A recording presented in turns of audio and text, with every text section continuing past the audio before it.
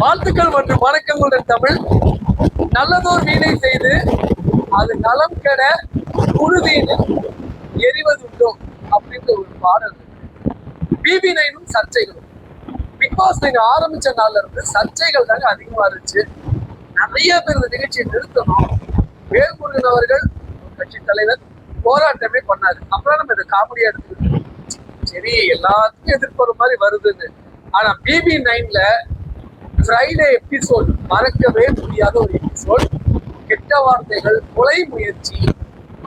பாரு அவங்க அம்மா ஒரு பெரிய ஸ்காலரா வந்துட்டு போனாங்க, ஒரு தமிழ் பேராசிரியரா வந்துட்டு போனாங்க. அவங்க குடும்பம் வேற வக்கீல் குடும்பம் அப்படின்னாங்க. இவ்வளவு பெருமை மிக்க அந்த குடும்பம். சாண்ட்ராங்கிறவங்க 2 குழந்தைகளுடைய தாய். அது மட்டும் இல்ல, விஜய சேதுபதியுடைய நண்பர் பிரஜினியோடைய மனைவி. இவ்வளவு குவாலிபிகேஷன் இருக்கிற ஒரு பெண்ணை காரை விட்டு தள்ளிட்டு கபிருதினும் பாருவும் நாங்க தள்ளி விட்ட ஸ்ட்ராட்டஜி, அதுல ஒன்றும் தப்பு இல்லை. இதோட என்ன மோசம்னா, தள்ளி விட்டுட்டு அவங்க அந்த டாஸ்கே தான் இருக்காங்க.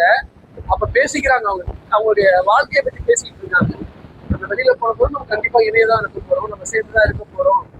அந்த தள்ளி விட்ட குல உணர்ச்சி கூட இல்லாம இருக்காங்க. ஸோ அந்த பிக் பாஸ் 9 க்ளோஸ் பண்ணணும் அப்படின்னு ஃபேட் மேன்லாம் பேசிட்டு இருந்தா நீங்க பார்த்துருப்பீங்க.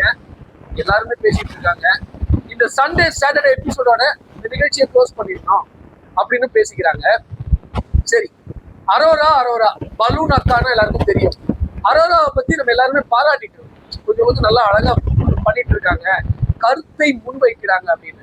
இந்த சம்பவம் நடக்கும்போது சாண்ட்ரா கீழே விழுந்து துடிக்கும் போது, பிக்ஸ் வந்து விழுந்த போது, சாண்ட்ரா துடிச்சுட்டு இருக்கும் போது இன்னொரு பெண்ணான நம்ம பலூன் அக்கா அப்படியே உட்கார்ந்து இருந்தாங்க. அது மட்டும் இல்ல, அதுக்கப்புறம் நிறைய விஷயங்கள் நடந்தது. எல்லாருமே கம்பெனியில திட்டினாங்க. சுபிக்ஷாவா இருக்கட்டும், திவ்யாவா இருக்கட்டும்.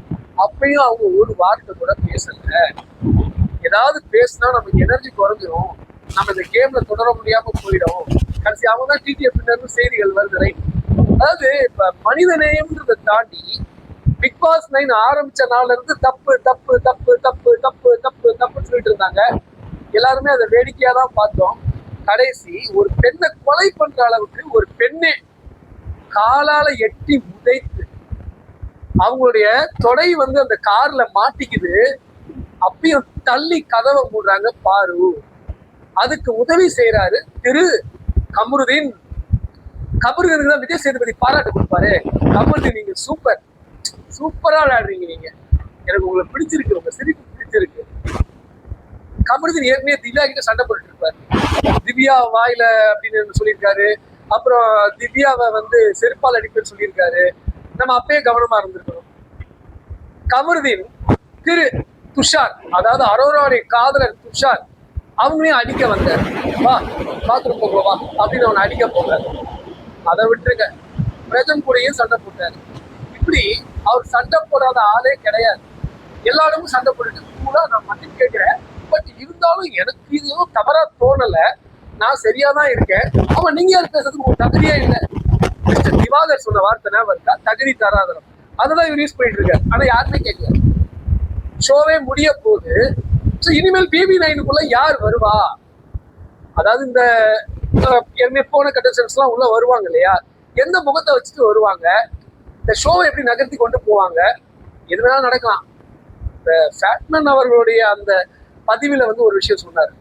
இந்த சாட்டர்டே சண்டேயோட எபிசோட முடிச்சுட்டு டாக் பேக்ல என்ன சொன்னாலும் சொல்லிட்டு, நம்ம விஜய் சேதுபதி மக்கள் செல்வனா ஒரு முடிவு எடுக்கணும், ஒன்று ஷோவை விட்டு ஒதுங்கணும். இல்லைன்னா அந்த கமருதீன் எந்த டிவி சீரியலையும் நடிக்காத மாதிரி, சினிமா ஃபீல்ட்லயே நடிக்காத மாதிரி ஒரு தடை உத்தரவு வாங்கணும் விஜய் டிவி. பார்வை பத்தி அவர் பேசல. ஏன்னா கமருதீன் உதவியோட தான் இதை அவங்க செஞ்சாங்க. கண்ணை காட்டுறாங்க, பார்வைக்கு வா தள்ளி விட்டுருக்காங்க. உடனே பிளான் பண்ணி தள்ளுறாங்க. எல்லாரும் கத்துறாங்க, நான் தள்ளதான் செய்வேன். ஆட்டு சொன்னாரு பாருங்க கமருதீன். நேத்துக்கு ஒரு சண்டையில என்ன எல்லாரும் அமுக்குனீங்க, அப்ப நான் அம்மான்னு கத்திட்டு எங்க அம்மா ஞாபகம் வந்துருச்சு, அதனால என்னால தாங்க முடியல. அந்த வருத்தத்தை மனசுல வச்சுட்டு நேற்றுக்கு கமருதீன் அடிபட்ட போது அவர் அழுதாரு பாத்தீங்களா, அம்மான்னு கத்துறாரு பாத்தீங்களா. தன்னுடைய கணவர், தன்னுடைய காதலன் அப்படி வருத்தப்பட்டாருன்னு கமருதீன் வருத்தப்பட்டாருன்னா, இந்த அம்மா பாரு, திரு பாரு, அவங்கள சாண்ட்ராவை கொல்லவே முயற்சி பண்ணிட்டாங்க. அப்புறம் சொல்றாங்க ஒரு விளக்கம். எப்போ ஒரு விளக்கம் கொடுப்பாங்கல்ல, ஏதாவது ஒரு வேலை, இந்த வேலையை நான் செய்யணுமா, அந்த வேலையை நான் முன்னாடி செய்யணுமா, இப்ப செய்யணுமா, அததான் உங்ககிட்ட கேட்டேன். ரொம்ப அமைதியா தான் கேட்கிறேன் அப்படின்னு சொல்லுவாங்க பாத்தீங்கன்னா. அதே துணியில இப்பயும் அந்த கார்ல உட்காந்துக்கிட்டு இது ஒரு ஸ்ட்ராட்டஜி, நான் அவங்கள தள்ளி விட்டேன், இது என்ன தப்பு இருக்கு அப்படின்னு அந்த ஸ்ட்ராட்டஜியை சொல்றாங்க. இது ஒரு டாஸ்க், நாங்க தள்ளி விட்டுட்டோம், அவ்வளவுதான். ஃபிக்ஸ் வந்தா டாக்டர்ஸ் வந்து பார்ப்பாங்க, ஒன்றும் இல்லை. அதுல கமருதீன் உங்களுக்கு ஃபிக்ஸ் வரும்னு எனக்கு தெரியாது, அதெல்லாம் எங்களுக்கு தெரியுமா, நாங்க தள்ளி விட்டோம் கேம். ஆமா தள்ளி விட்டீங்க, ரைட்டு. திவ்யாவுக்கும் சாண்ட்ராவுக்கும் சண்டை வந்து அவங்க பிரிஞ்சு ரொம்ப நாள் ஆச்சு.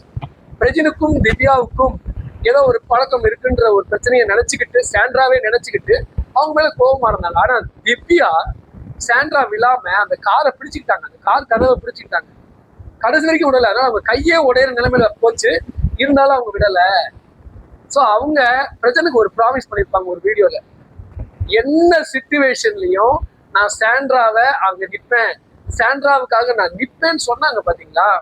அதே மாதிரி நின்னாங்க, திவ்யா நின்னாங்க, கையே உடஞ்சு போனாலும் பரவாயில்லன்னு சாண்ட்ராவுக்காக அவங்க நின்னாங்க. பிரஜினுக்கு நான் சத்தியம் பண்ணிருக்கேன்னு சொன்னதை அவங்க காப்பாத்திட்டாங்க. சரி, இப்ப நம்ம பலூன் அக்கா என்று சொல்லப்படுகிற அந்த அரோராவை பத்தி பேசுவோம். இவ்வளவு கலைவரத்துல ஒரு சின்ன டைலாக், எல்லாத்துக்கும் அழுத்தம் திருத்தமா கொடுக்குற ஒரு பதிவு கொடுக்குற அரோரா ஒரு வார்த்தை பேசலைங்க. அதனாலதான் அவங்க அந்த டிடிஎஃப்ல வின்னர் ஆயிட்டாங்க. Right, okay. சுபிக்ஷா ஏதோ 2-3 கோவப்பட்டாங்க, அப்படி இருந்துக்கிட்டாங்க. திவ்யாவுடைய கை மாட்டிக்கிச்சு, அந்த பிரச்சனையெல்லாம் அவங்க அங்கேயே இருந்துட்டாங்க, ரைட்டு. ஆனா வினோத் சான்ஸே இல்லை. வினோத் அந்த சாண்ட்ராவை தூக்கும் போது அந்த மைக்கை வைக்க தூக்கி போட்டு போனா அப்படின்னு ஒரு கெட்ட வார்த்தையும் பேசிட்டு அப்படியே தூக்கிட்டு போனாரு பாருங்க. அவர் தான் டைட்டில் வின்னர் அப்படின்னு சொல்லிட்டு இருந்தவங்க எல்லாம் அவரு நிறைய கெட்ட வார்த்தை பேசுறாரு, கோபப்படுறாரு, நாக்க கடிக்கிறாரு, திவாகரை துரத்திட்டாரு, இப்படிலாம் நம்ம சொல்லிட்டு இருந்த எல்லா விஷயமும் மறந்து போச்சு. இன்னொரு முக்கியமான விஷயம், சபரி வந்து பாருவோடைய கண்ணுல அடிக்கும் போது நானே ரொம்ப வருத்தப்பட்டேன். நிறைய பதிவுகள் போட்டிருந்தேன், உலகமே கத்துச்சு. சபரி வந்து ஒரு மாதிரி சைக்கோ, பைத்தியம், சபரி கொலகாரம், என்னென்னோ பேசிக்கிட்டு. ஆனா சபரி அன்னைக்கு பாருவ அடிச்சதுதான் கரெக்ட் அப்படின்னு உண்மையான அக்கா, தங்கை, அம்மா, பாட்டி, பெண்களோடு இருக்க குடும்பத்தில் இருக்க எல்லா ஆம்பளையும் நினைச்சிருக்காங்க. அவர் உடனே இறங்கிட்டாரு. வினோத்தாவது அதுக்கப்புறம் தான் இறங்கினாரு. சபரி உடனே இறங்கிட்டாரு, சாண்ட்ரான்னு ஓடி வந்து பிடிச்சிட்டாரு. விக்ரம் வந்து அந்த பெண் வந்து சாண்ட்ரா தலையில விழுந்து கிடக்குறாங்க, அப்பயும் அந்த கால் மாட்டிக்கிச்சு காருக்குள்ள. இவங்க மூட போறாங்க பார்வதி. விக்ரம் அந்த அப்படியே அவங்க உடம்பு அப்படி இழுத்தாரு. இருக்குன்னா காலோலயே கதவு முடியிருப்பாங்க. சோ இவங்க என்ன பிளான், எனக்கு என்னவோ பார்வதிக்கு ஏதோ ஆயிடுச்சு, அந்த நொடி ட்ரிகர் ஆகி அவங்க மனநலம் குழம்பிட்டாங்கன்னு தான் நமக்கு தோணுது. நார்மலாவே அவங்க இல்ல, நீ என்ன சொன்னல, உன்னை தள்ளிதான் ஆகணும், உனக்கு இது தேவை, நான் தள்ளி விடுவேன், எல்லாரும் தடுக்கிறாங்க, தள்ளி விடுறாங்க. அதாவது என்ன சொல்றது, அதான் நான் முதலே ஒரு பாட்டு பாடு, நல்லதோ ஒரு வீணை செய்து அது நலம் கெட புழுதியில் எரிவதுண்டோ, அதுதாங்க கரெக்ட். அதே மாதிரி போச்சு. சோ இப்ப இதுல நமக்கு என்ன கான்செப்ட் தெரியுதுன்னா, அந்த பிபி லைனை நோக்கி இனிமேல் யார் வருவா, சாரி பிக் பாஸ் நோக்கி யார் வருவா, பிபி லைன் தான் முடிஞ்சு போச்சு. பிபி 10க்கு வர்றவங்க என்ன நினைப்பாங்க, ஒரு wrong example. So Vijaya Sethupathi இதை எப்படி ஹேண்டில் பண்ண போறாரு, மக்கள் செல்வன் சொல்றாரு, மக்கள் இருக்கிற ஒரு பெண்ணை கார்ல இருந்து தள்ளி விட்டுட்டு அதுக்கப்புறம் இவங்க லவ் வேற பண்ணிட்டு இருக்காங்க. நீங்க நைட் 2 மணி வரைக்கும் ஷோ பார்த்துருந்தீங்கன்னு தெரியும். நான் இப்ப 2 மணிக்கு தான் அந்த பதிவை கொடுக்குறேன். வெள்ளிக்கிழமையில இருந்து இப்ப சனிக்கிழமை அதிகாலை 2 மணின்னு எடுத்துக்கலாமான்னு எனக்கு தெரியல, மனசே கேட்கல, ரொம்ப வருத்தமா இருக்கு. ஸோ பிக் பாஸ் அப்படின்றது என்னுடைய கனவு கூட, எல்லா கலைஞர்களுடைய கனவு. பிக் பாஸ்ல இப்படி நடக்குமா அப்படின்னு நமக்கு ஒரு ஆச்சரியம் வந்துருச்சு. ஒண்ணு பிக் பாஸ் இதோட முடிச்சுக்கணும், இல்லைன்னா விஜய் சேதுபதி அவர்கள் பிக் பாஸ் டீம் இந்த கமருதீனை இனிமேல் சினி ஃபீல்டுக்குள்ளேயே விடாத அளவுக்கு அவருக்கு ஒரு தண்டனையும், கூட இருக்கிற அந்த விக்டீம், அந்த அந்த பிரச்சனைக்கு முக்கியமான காரணமான பார்வையும் கமருதீனையும் இந்த திரைத்துறையில இருந்தே, சின்ன திரையில இருந்தே டோட்டலா நீக்கிற அளவுக்கு, இல்ல ஒரு 2-3 வருஷம் அவங்க தடை உத்தரவு கொடுக்குற அளவுக்கு கொடுத்தா மட்டும்தான் ஏற்கனவே பிக் பாஸை கழுவி ஊத்துனவங்க எல்லாம் கொஞ்சம் லைட்டா கழுவுவாங்க. இல்லைன்னா இன்னும் நல்லா கழுவி ஊத்தி பிக் பாஸை மொத்தமா கழுவிடுவாங்க.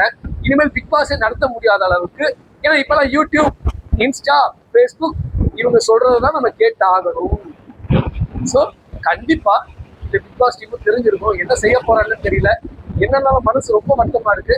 பெண்களோட வாழ்றோம், தாயோ பாட்டியோ அக்காவோ தங்கச்சியோ வாழ்ந்தவங்க யாருமே இனிமேல் பார்வையோ கமருதியோ பாராட்டவோ இப்போ 85 நாள் அவங்க வந்ததையோ இன்னொரு ஐடியா பண்ணலாம். இவங்களுக்கு சம்பளமே கொடுக்காம 2 பேருக்கும் இந்த தப்பு பண்ண அதுல ஒரு கிளாஸ் இருக்கும். இவங்களுடைய அந்த டாக்குமெண்ட்ல கண்டிப்பா இருக்கும். இவங்க ஏதாவது மிஸ்பிஹேவ் பண்ணா அதுக்கு ஒரு இது இருக்கும்.